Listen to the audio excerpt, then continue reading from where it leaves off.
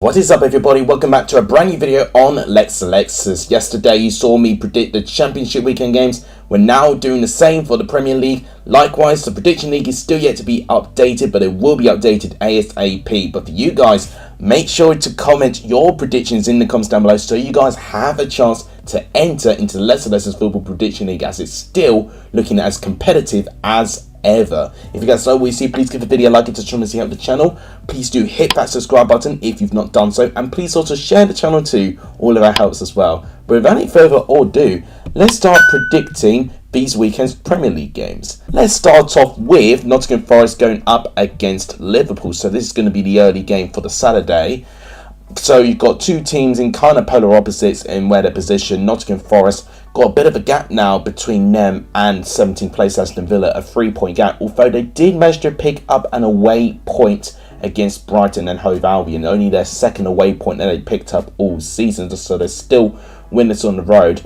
And Nottingham Forest with only one win in their opening 11 matches, which is very poor, to be quite honest with you. I really did expect them to win at least, more than one game by this stage of the season. So the fact that they only won one so far, it doesn't make for good reading with a Liverpool side where I think they're slowly but surely improving. They've got 2 wins in a row now. They're 7th place in the table, very close behind Newcastle. In fact, 2 points behind them with a game in hand as well. So a good result will momentarily see Liverpool climb a couple of places and potentially drawing on points with Manchester United.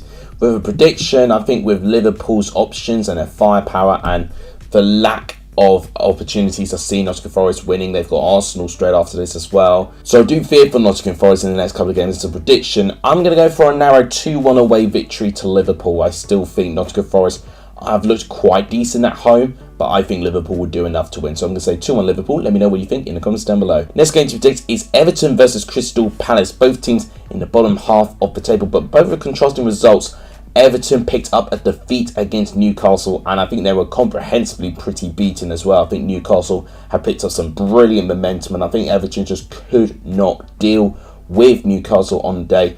Crystal Palace would be pleased with their result. They managed to overturn a comeback against Wolverhampton Wanderers, going 1-0 down to Adama Traore, but the brilliance of Zaha and Eberechi Eze managing to make the difference to make it 2-1 Palace, and that puts Crystal Palace now 13 points with 10 games being played and 11th place in the table. So considering they were just above the bottom 3, they have recovered quite well quite recently with their form. They are unbeaten in their last 3 matches, so it's definitely improving in terms of results with Vieira, and I do think that will continue here. Although I think Everton as general, I don't think they lose too many games these days. So as a prediction, I'm going to go for a 1-1 draw. I think both teams will cancel each other out, so I'll say 1-1 for this game. Let me know what you think in the comments down below. Next game to predict is Manchester City versus Brighton and Hove Albion. So, Manchester City, of course, managed to lose their last game against Liverpool in the weekend. However, they have had a bit of a break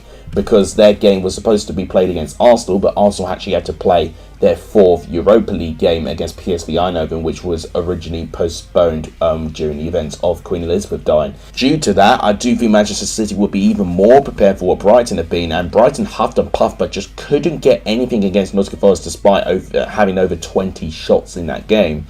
So it seems that Brighton's old habits of having chances and not scoring are starting to slowly creep back, which something tells me that's got to be a mentality or just the quality within the squad, unfortunately.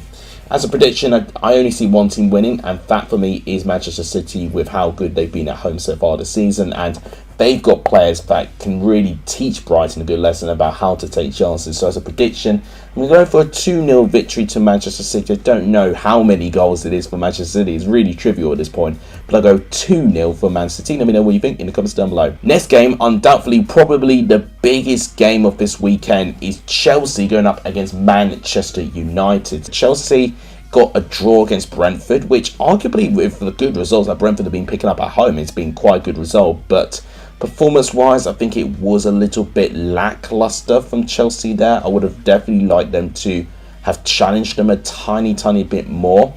And with Manchester United, they picked up a brilliant performance in that, both teams picking up great clean sheets in their midweek, and Manchester United did the same by picking a 2-0 victory over Tottenham Hotspur. So They did a tremendous job, Manchester United, for me. So going into this game here, the big news is on the actions of Cristiano Ronaldo, the way he walked off the pitch. And I do think Ten Hag's decision to drop him, I actually think, does a really good ploy for them there. It takes the media away from Ronaldo. It manages to reset the squad, and he makes it all about the team as well, which I think is a really smart move by Ten Hag there. As a prediction, I'm not confident, which I'm just never confident when I predict Chelsea, even though that we've gone on a grey unbeaten run now. So I think we'll stay unbeaten, but I don't think we'll beat United here. I'm going to go for a 1-1 draw in this game. I think both teams will share the points. Let me know what you think in the comments down below. Next game to predict is Aston Villa versus Brentford. Now, this game's going to be very interesting because only like 20 minutes ago got the news is that Steven Gerrard has officially left Aston Villa with immediate effect. He's been sacked following Aston Villa's 3-0 defeat against Fulham. It was a pretty torrid performance on their part, and it looked like a dead man walking, honestly. Steven Gerrard, he's been beaten enough, and I think unfortunately he just served one defeat too many, and Aston Villa find themselves 17th place in the table and looking perilously close to the bottom three as it stands. They face a Brentford side where they've had a really good start to the season as a whole, and they picked up a brilliant point against Chelsea as well. Thought defended fantastically well. They've been definitely one of the best defensive teams I've seen so far this season. I think they could carry that here, but is it going to be a managerial bounce moment where we see these managers being sacked? We saw it recently with Wolves. I have a feeling, based on how good Aston Villa's squad is on paper, I think we'll see it with Villa as well, despite how good Brentford have been.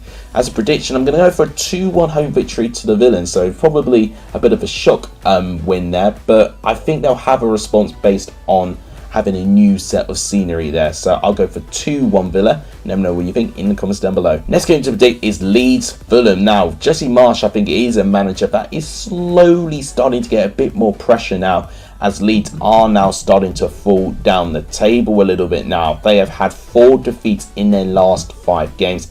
Injuries, you know, it sounds like a common term I put with Leeds as an excuse for them not to win, but you can't excuse having 4 defeats in 5. You know, that for me is not down to injuries, that's down to poor momentum and just a lack of confidence for me. They face a Fulham side where they actually did go through a bit of a tough patch recently, you know, when they had 2 defeats in a row, but then after that they responded very well. They did exactly what I think Leeds have been lacking, which is to respond after really disappointing results, and they picked up a brilliant win against Aston Villa as well. Looked very classy in that game actually, and I really liked a lot what I saw there. And as a prediction, I think Fulham will continue that at the moment. I think the goal scoring form, especially from the likes of Mitrovic, Harrison Reed going to the score sheet this time, so I'm glad to see him getting involved now.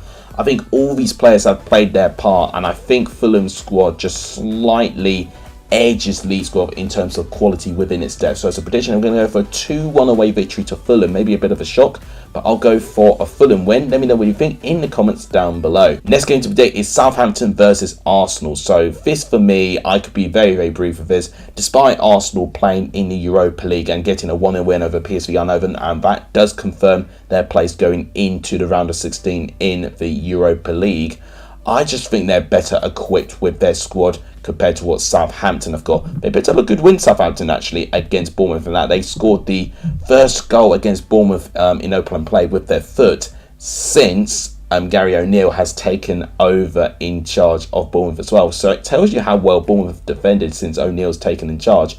But it's a good win for Southampton against their South Coast local rivals there. Despite winning well, I think Arsenal's going to be an entirely different test. As a prediction, I'm going to go for a 2-0 away victory to the Gunners. I think Arsenal, with their 4-point lead at the moment, I just only see them going one way, and I think their momentum is going to go up. It's just going to be interesting to see how they respond after the World Cup in the new year, because that's when Arsenal start to tail off a little bit, typically. So that's when I'll be keeping my eye on them to see if we get the old Arsenal. But I think they'll continue their good form. 2-0 Arsenal. Let me know what you think in the comments down below. Next game to predict is Wolves versus Leicester. So, interestingly enough, Leicester, with that win that they picked up very, very recently in their game against Leeds, they've now, got themselves out of the table. They're on 8 points now.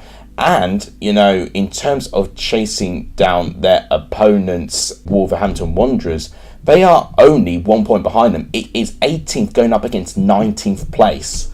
So this could be a really huge game in terms of the relegation battle right now. I think if any one of them wins, they've got a really good chance of actually being out of the relegation battle after this weekend. Obviously, that doesn't mean they'll stay away from the relegation battle, but you really got to try and build any opportunity you can get to try and get yourself some breathing space from the danger zone. I think Leicester did well. Wolves went ahead and they lost out in the end to this Crystal Palace side. And news coming in for Wolves, actually, they tried to approach Michael Beale from QPR for their job, but Michael Beale turned them down. He's staying as QPR manager, who are still top of the Championship.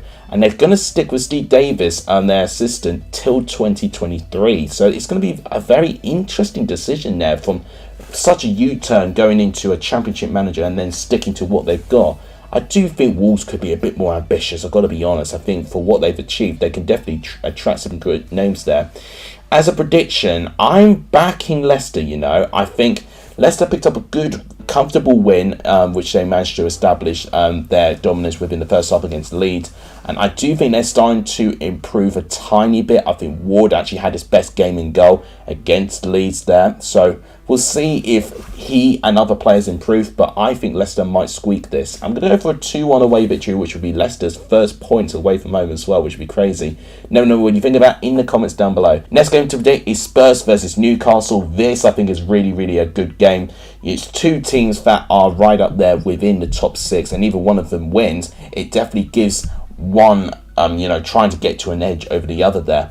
Spurs recently lost out actually against Manchester United, and it was pretty one-sided, I've got to say. I think in terms of chances and creativity, Manchester United looked way more likely to get something there. And I do think Spurs have struggled to play against the bigger sides, if I dare quote it like that. So I give Arsenal as an example. Chelsea were very fortunate to get a point against Chelsea. So they have struggled with those games, Spurs. So it could be a bit of a kryptonite if they don't sort it out. And they've got another big one where you actually have to, I think, consider Newcastle as a team that can definitely offer that same fate, to be honest, because they've only lost one game so far this season, which is the joint least. The only other teams who have only lost one game as well has been Arsenal and Manchester City as well. And I do think Newcastle have started to be more consistent with turning their draws into wins, as 3 out of their last 4 games have been wins. As a prediction, however, I feel like it's going to either be 1-0 Spurs or 1-0 Newcastle, and I really can't,